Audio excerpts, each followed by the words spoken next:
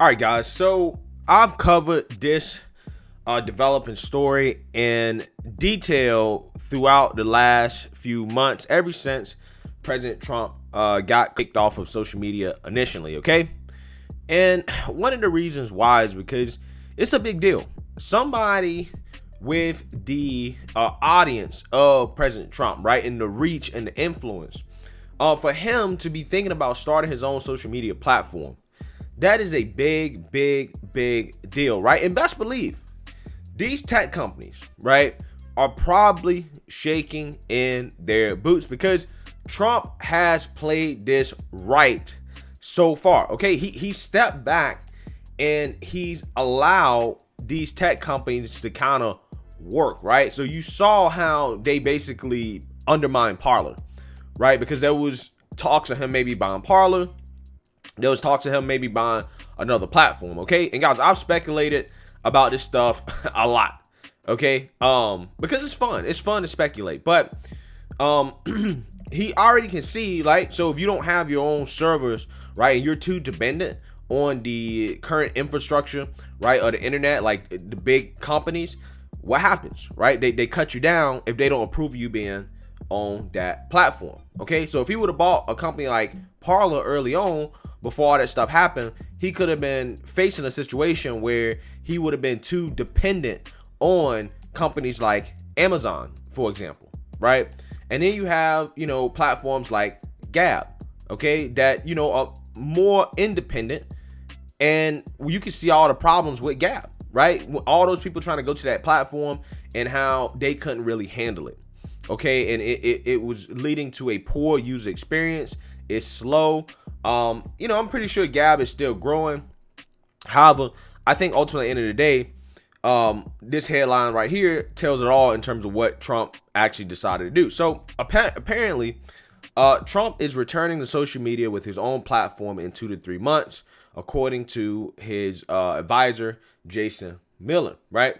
So let's read here and get more of a feel on what's going on. Former President Donald Trump will be back on social media in the near future with his own service, according to one of his advisors. Trump was banned from Twitter following the January 6th Capitol riots. He had been a prolific poster on that platform before and during his presidency. Quote, I do think that we're going to see President Trump returning to social media in probably about 2 or 3 months here with his own platform. Trump senior advisor Jason Miller told Fox News Media Buzz on Sunday, and this is something that I think will be the hottest ticket in social media. It's going to completely redefine the game, and everybody is going to be waiting and watching to see what exactly President Trump does. Miller said he was unable to provide much in terms of details at this point, but he did reveal that Trump has been having, quote, high-power meetings at Mar-a-Lago with various teams regarding the venture, and that numerous companies have approached Trump. Quote, this new platform is going to be big, Miller said, predicting that Trump will draw tens of millions of people.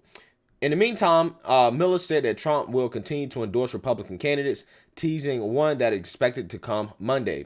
Quote, pay attention to Georgia tomorrow on Monday. There's a big announcement that's coming that's really going to shake things up in the political landscape in Georgia.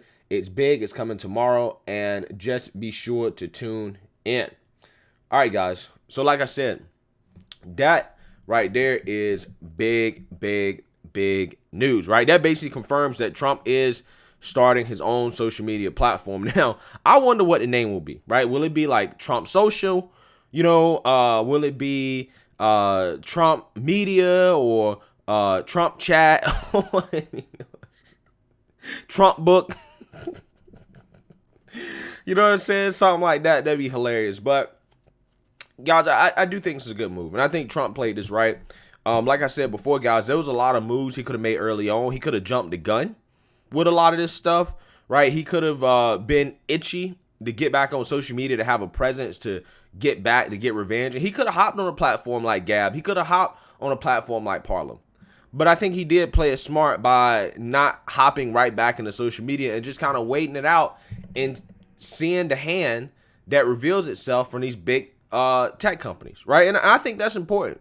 And it's kind of the same thing he's doing with the Republican Party, Okay, he's saying all the right things. He's doing all the right things, and I'm really liking the moves that Trump is making. Trump is being patient, right? He's saying what the moves are of his opponents, and he is reacting accordingly. Okay, and that's the way Trump got to move at this point. Trump can't move in a way in which he's trying to be dependent on the establishment or on these big tech companies in any way. Because we've all seen that, once you're not on their team anymore, once they don't like you anymore, once they don't want you on their platform anymore, bam, they're going to cut you off, right? They're going to cut you off. They're not going to let you back on. And, they're going to try to silence you, right? And Trump obviously wants a platform where he can't be silenced and he can say whatever he wants. Now, I do have some questions, right? Moving forward, is a platform that Trump is starting from scratch, is it going to be able to handle the massive influx of people that are going to come on that platform? There's no doubt in my mind that this platform is going to get tens of millions of people probably in the first week. Okay, people are going to be rushing to that platform, right? In droves, right? That platform is going to grow massively.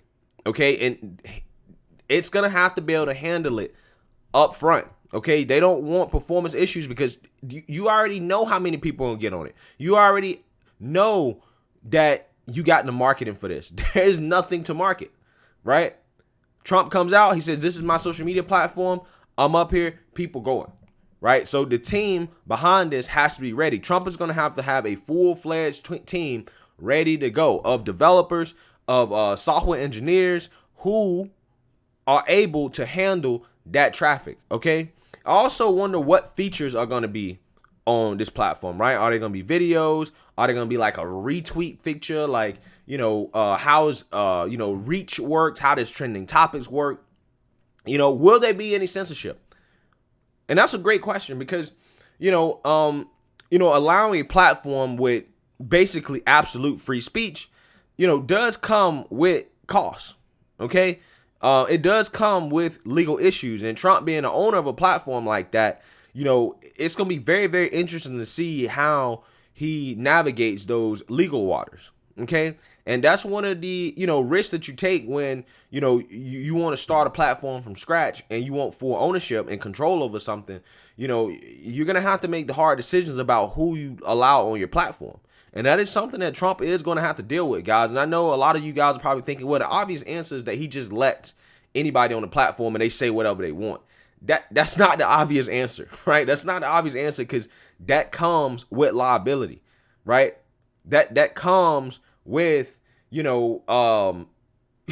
negative externalities that the platform is going to have to deal with, okay? Because you got to understand, with search engines like Google, right? If Google doesn't like Trump's app, right, they could push it down in the search rankings, right? They could, do things to try to make it so that the app is not advertised, right? Facebook may not allow, retweets of it or links to the app, or, Twitter might not allow links to the app. And at the end of the day, I mean, they probably going to do that regardless, but I'm just saying. Right, I do think that is going to be a question in terms of how he handles the whole free speech thing. And now, me personally, I hope that he allows it to go as far as it reasonably should be. It should be kind of like what social media was back in the early 2010s when social media was in its heyday. Right, when Twitter, Facebook, was in its heyday back in 2010, 2012. Right, I think that's the sweet spot. But it will be interesting. Like, will it be a Twitter-like platform? Would it be a Facebook-like platform? Would it be an Instagram type platform? Right? Those are all questions that need to be answered here because all those platforms work in different ways. Okay? And, seeing which, type of method Trump goes with and what business model he goes with. Like, is he going to try to make money off ad revenue? Right? Does he have advertisers lined up, ready to get on this platform? Should he even take money from advertisers, right? Or should he make the platform a pay-to-play type platform where you pay to be on the platform?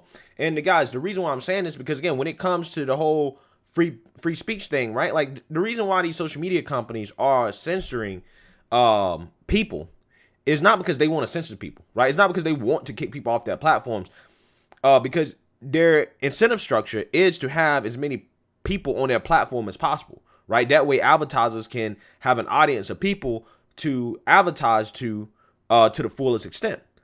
However, advertisers have expressed dissatisfaction with who these social media platforms allow to use their platform, right? And the advertisers get the social media companies money, right? And the advertisers are responding to the people, right? At least that's what they say. And that's just kind of how it works. So if Trump allows advertisers, and that's his main form of revenue, then he's subject to the whims of the advertisers. If the advertisers are like, oh, you allow this type of speech, we want to pull out. We don't want to keep advertising on your platform. That could hurt the platform, right? So if it's a pay to play thing, then he doesn't necessarily have to succumb to the will of advertisers, right? Because the people are paying for it. Right. And that's a quick lesson that anybody should understand. Right. When, a platform is free, you are the product. Right. You are the product. You are what is being sold. Your data is what is being sold. Right. Now, if you have to pay for a product, right now, the product is actually the platform itself. Right. Not you, because you're paying to use that platform. That platform is making money off of you. Right. So that's just kind of how it goes, guys. That's kind of how it goes. And that's why I try to tell you guys when it comes to the whole free speech thing, like the question, like obviously everybody wants a platform where people can say whatever they want, but it's not that easy, right? It's not that easy, right? It's a lot more complicated because depending on his business model and how he monetizes the platform, that's going to basically control his ability to allow free speech, right? Or a certain degree of free speech. Now we know that he has investors. I've talked about this. Now, apparently there's some libertarian-ish investors like bigwigs, like we're talking about billionaires that are interested in investing in Trump's platform, right? For obvious reasons. And I've talked about that before in the past. So it looks like all the things I've talked about in the past and covering all the rumors, it seems like all those rumors are starting to kind of, take hold in reality. And this is why I like to cover news over time, guys. I like to see how stories develop over time.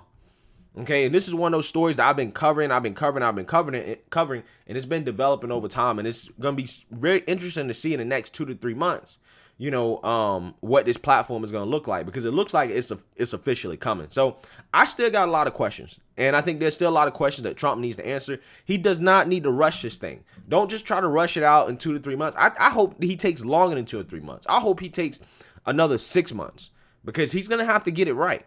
Right? Because this social media game is cutthroat. Okay. If your platform has issues, if you got problems, people might not be as willing to use the platform. And I think also, there's an opportunity here that, you could possibly get some people from the left to get on the platform if it's good. Because social media censorship has impacted the left as well. As it's impacted the right. Obviously, it's impacted the right more. But the left has faced censorship as well. And I think a lot of people are looking for a really viable platform that has a substantial amount of people on it, that really has a lot of people on it. And because of Trump's popularity, he could potentially fill that marketplace void of an alternative platform that's actually has a significant amount of people on it. Okay, that's going to make it relevant, right? So let me know what you guys think. Make sure you like, comment, and subscribe. Most importantly, share a Black conservative perspective. Peace.